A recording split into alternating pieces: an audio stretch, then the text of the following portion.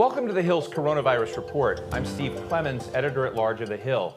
Each day we are interviewing consequential leaders and innovators in the battle against the coronavirus. There's a big global experiment going on right now as we speak. The experiment involves live threats and is in real time.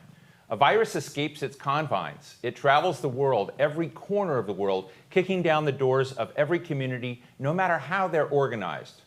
And then those communities fight back. Some shut down everything and they impose draconian restrictions on social contact and masks.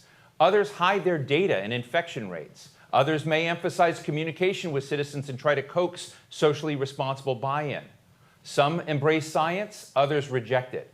In Italy, we saw mayors in a famous video calling out the young people and others who failed to take the virus seriously.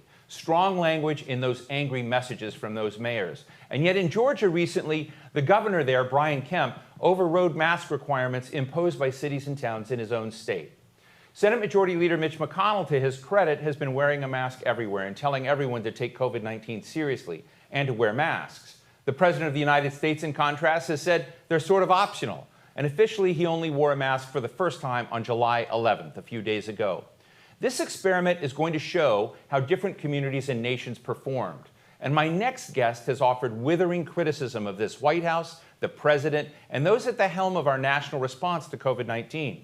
She was the 21st Secretary of Health and Human Services and the 44th Governor of Kansas, and she has views on our topic today. Secretary Kathleen Sebelius, thanks so much for joining us today.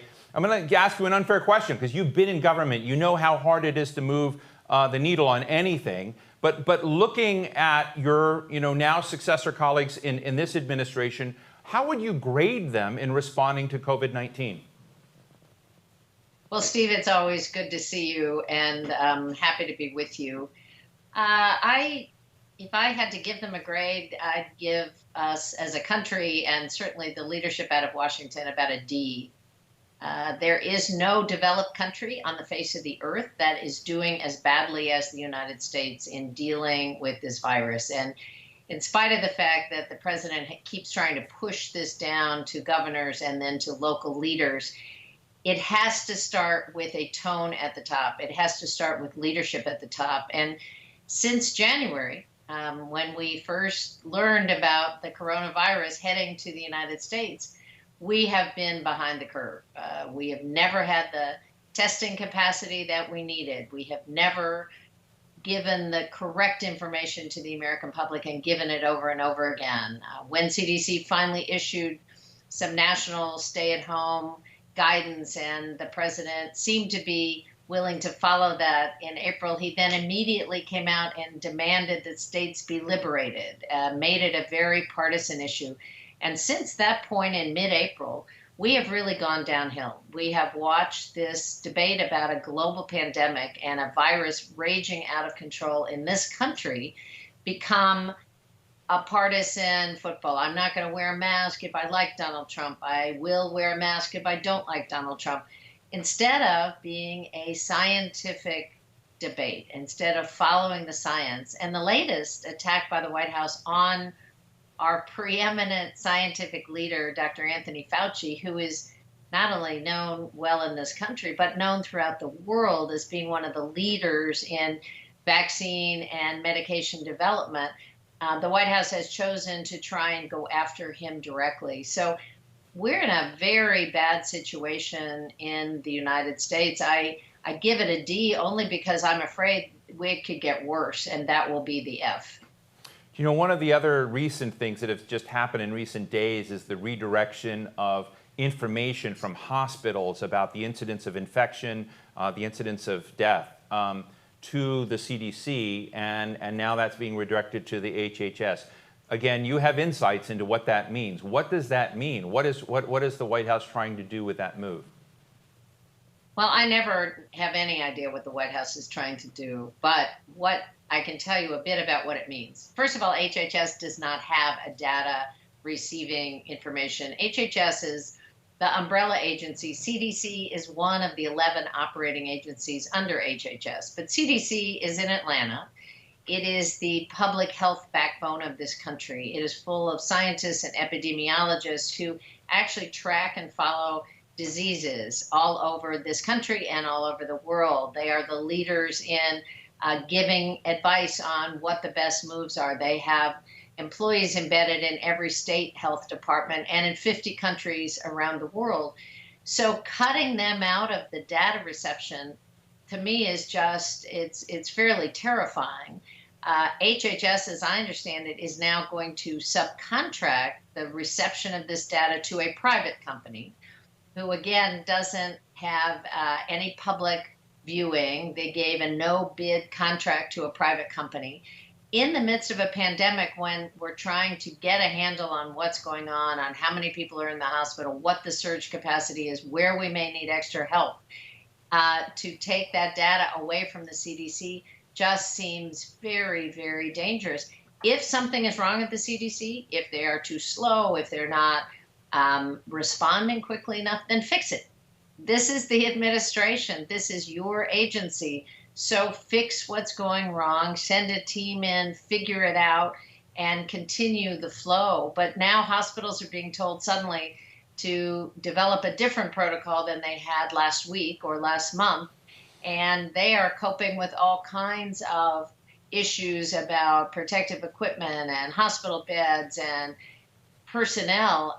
This makes no sense to me. And if I understand it correctly, the new private company will not have a transparent view for the public. So this is now data that will be collected, but not shared with the public unless HHS decides to share it. And that's incredible. That's the kind of thing we would criticize China for doing, or criticize the Russians for doing, or any other regime that wasn't transparent.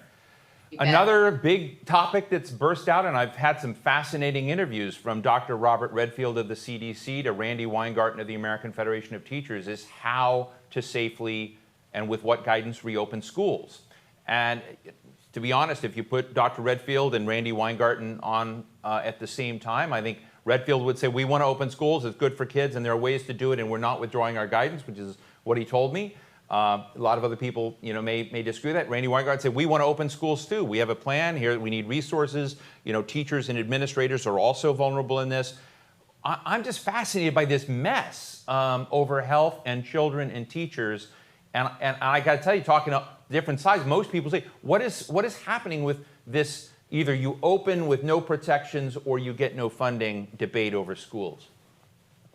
Well, again, it is a playbook that this president seems to think is the winning hand, but so far it has been disastrous. So rather than demanding that the United States Senate, I'm delighted that Mitch McConnell is wearing a mask, but more importantly, Mitch McConnell is blocking a very important package of assistance to state and local governments, an important revenue stream for families across this country. If we want schools to open, you have to push more money to states which have taken a big budget hit. You have to give them resources that they can then push to the school districts to hire additional personnel. There are teachers and teachers' aides and nurses and additional personnel being laid off as we speak because states and cities don't have the money to keep them on the payroll. If we want schools to reopen, we have to keep kids in smaller groups, which means more people. We have to have more space, not less space, which might mean renting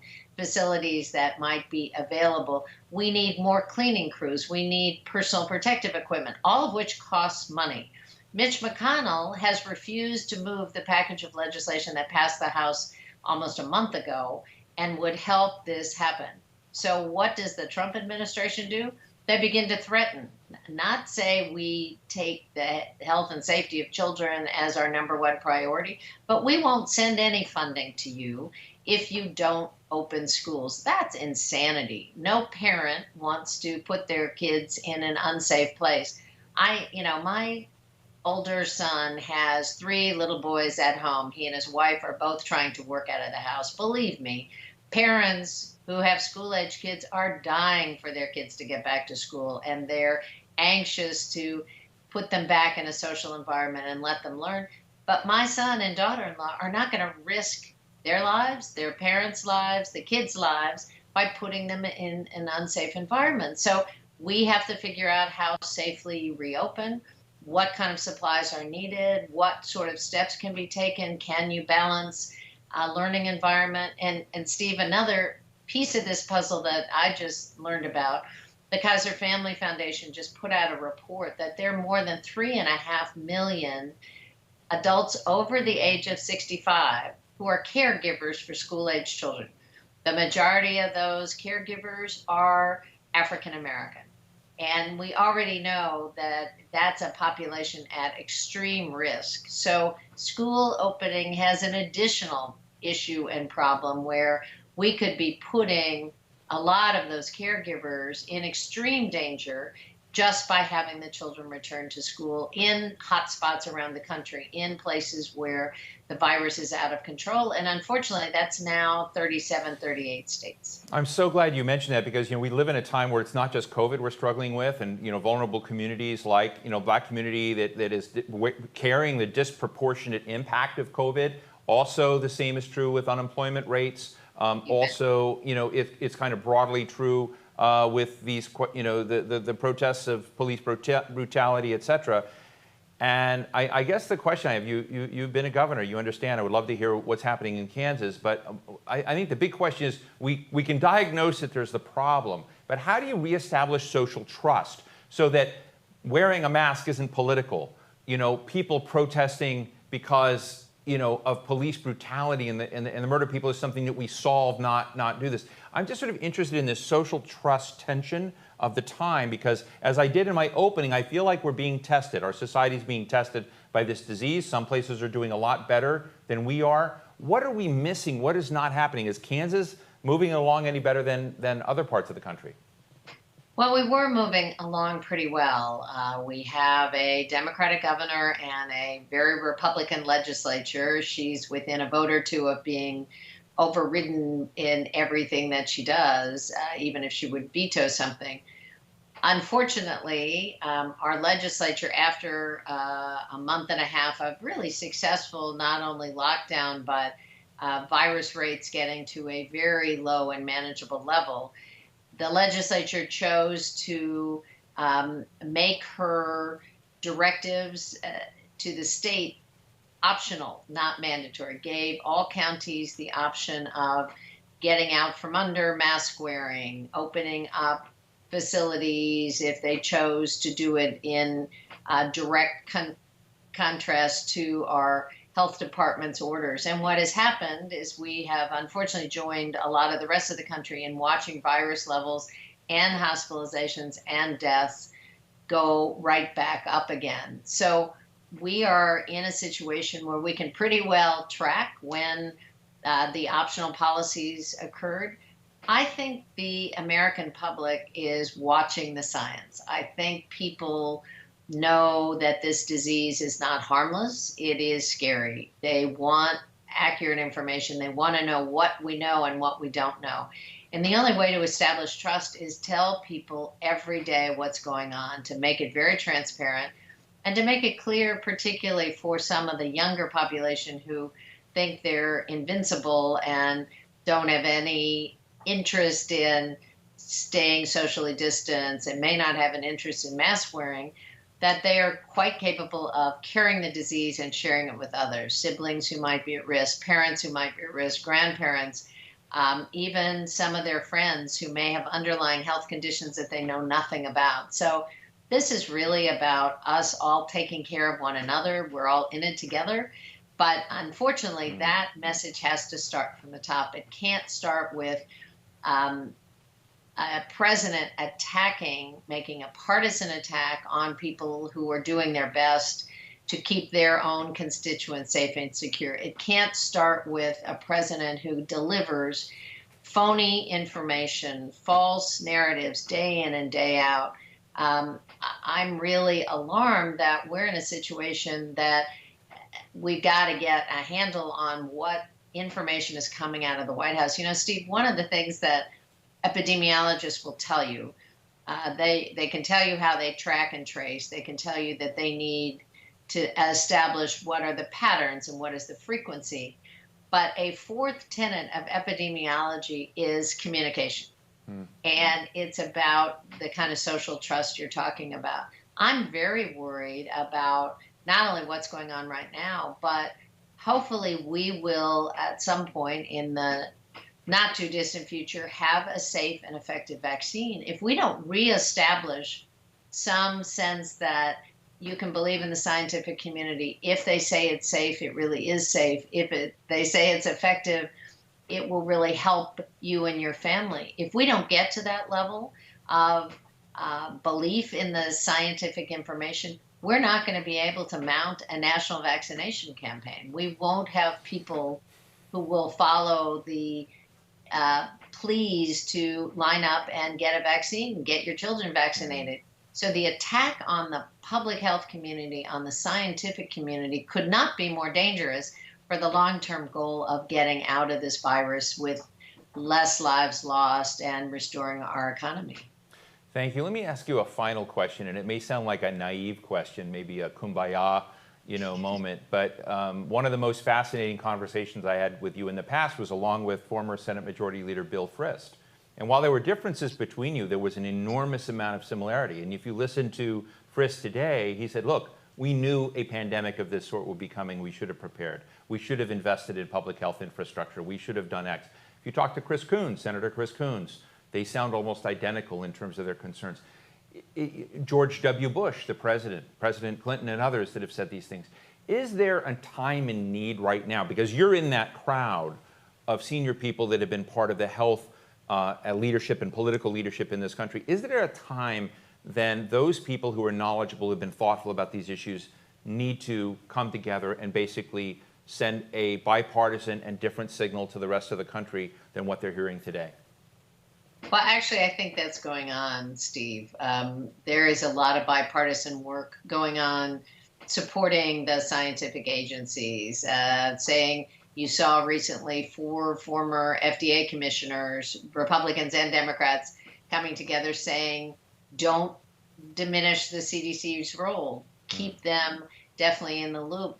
There are those of us who have joined again. I think Bill Frist and I were both on a statement about how to reopen safely. What are the steps? How you take those steps? You mentioned George W. Bush, who certainly has been part of this conversation. I think the only missing piece seems to be the current White House and the current political leadership. Governors, Republicans and Democrats, are joining together to actually take steps in the northeast part of the country and the western part of the country to try and fill the vacuum left by the United States. So there's a lot of bipartisan work going on. Unfortunately, it is continuing to be driven on a partisan basis out of the White House. So people who feel they have to show their loyalty to Donald Trump are making some of this public dispute a partisan issue. And when the virus gets out of control in some of those states, they are backpedaling quickly. You've seen the governor of Texas, who tried to maintain that they were in a bubble and this virus wouldn't affect them. And now he has really recanted most of the statements that he made. So I agree with you. It is definitely a time for bipartisan leadership. It's definitely a time for people to trust. But the leaders don't need to be the politicians or the former politicians or those of us who were political appointees. It needs to be the scientists. People will listen and establish public trust around the science. And I think the further back the politicians get and the further forward the science is, the more likely we are to have a uniform set of rules, a uniform set of recommendations, and people again reestablish trust that they're getting correct information. Well, Secretary Kathleen Sebelius, I always learn from you. Thank you so much for your time and joining us from Kansas today. Really, really appreciate it. Good to visit with you, Steve. And thank all of you for joining us. We'll see you tomorrow. I'm Steve Clemons. Be well.